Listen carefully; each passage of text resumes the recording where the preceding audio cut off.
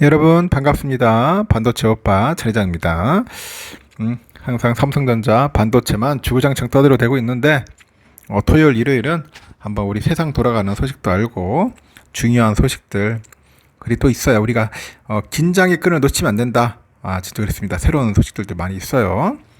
아주 특이한 이야기들도 있고 근데 그런 이야기를 들으면서 우리가 또 반면 교훈 삼아서 조심하자는 거예요. 이 주식 투자 잘못하면은 여러분 진짜 말 그대로 골로 갈 수 있어요.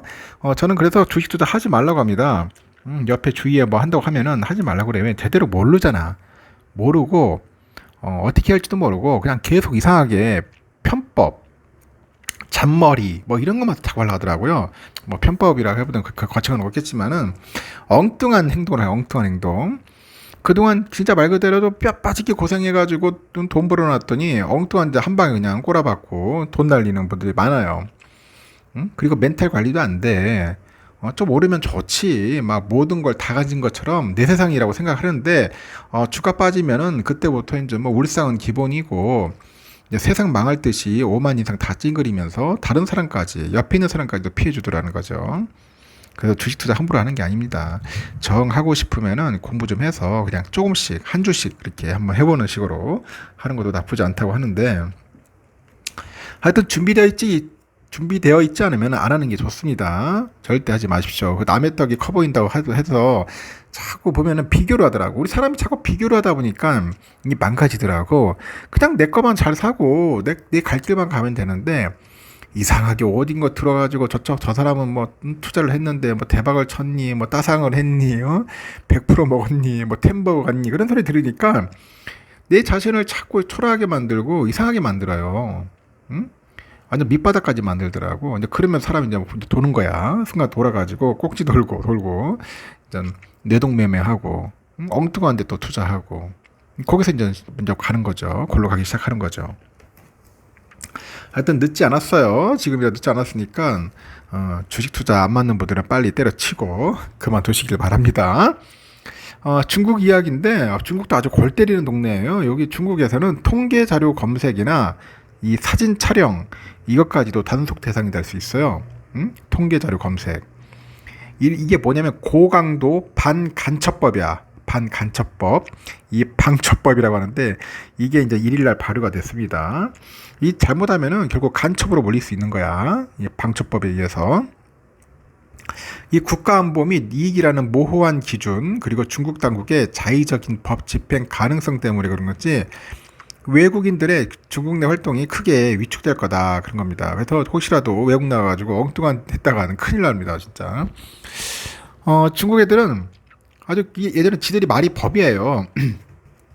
2014년에 이제 방첩법을 제정을 했는데 9년 만에 지난 4월 이제 개정법을 통과시켰고 이 개정의 방첩법은 형법상 간첩죄예요. 간첩죄 징역 3년 이상 무기징역 사형도 가능합니다. 그리고 국가기밀 누설죄 최대 무기징역이고 이거의 하위법 개념이라고 하더라고요. 그래서 이 간첩 행위의 범위와 수사 관련 규정 등을 담았다고 하는 거죠.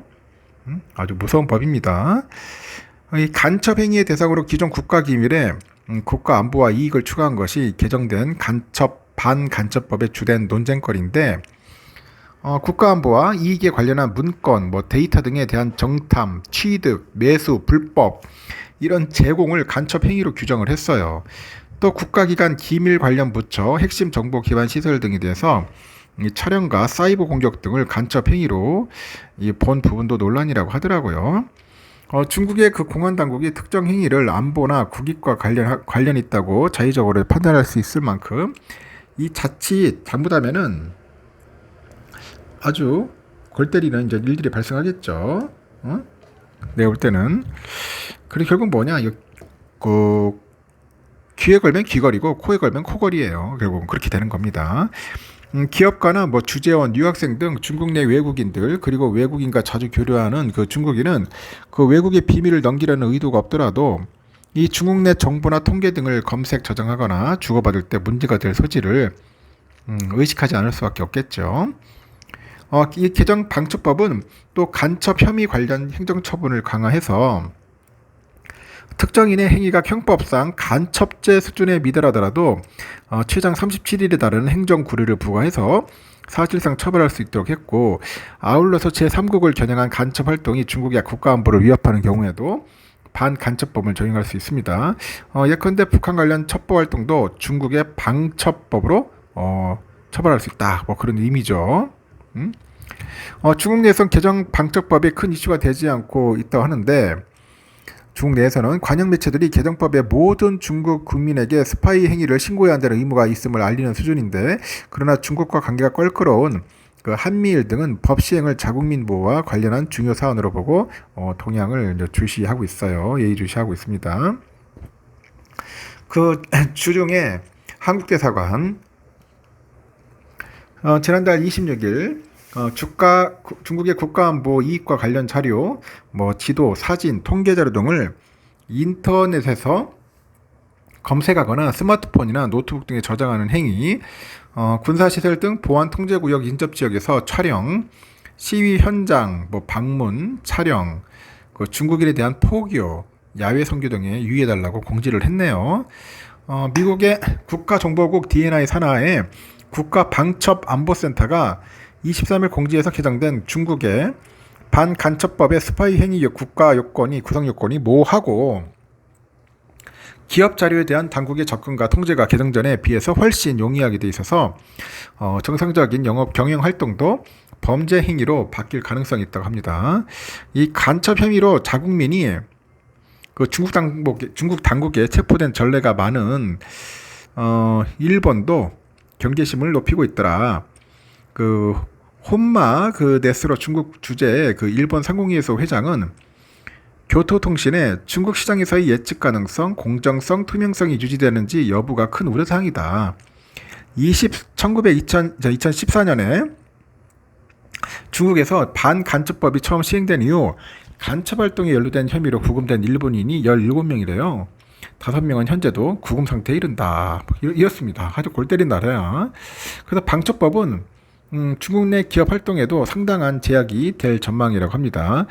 중국의 로펌의 우리나라 변호사인데 국방, 군수, 금융화폐, 첨단기술, 에너지 자원, 의학, 위생 등 중국이 핵심 분야로 지정한 산업에서 컨설팅 업무는 특히 유의한다 합니다. 중국 시장에서 계약을 체결할 때 모든 데이터가 국가 기밀이나 안전하고 이익에 연루되지 않는다는 부분을 반드시 명시하라고 조언을 했습니다. 그래서 중국에서 투자하기가 상당히 좀 힘들어질 수 있어요. 잘못이면은 골로 갈 수 있다. 특히 우리 개미들도 조심해야 하고, 투자 개미들 특히 중국 가가지고 투자하겠다고 하는 개미들은 잘못했다가 엉뚱한데 엮기발이면은 이 반간첩법으로 또 처벌받을 수 있다는 겁니다. 이러니 참 공산당 웃기죠. 하여튼 이런 소식이 있어서 여러분들에게 잠시나마 알려드리는 겁니다. 참고하시기 바라요.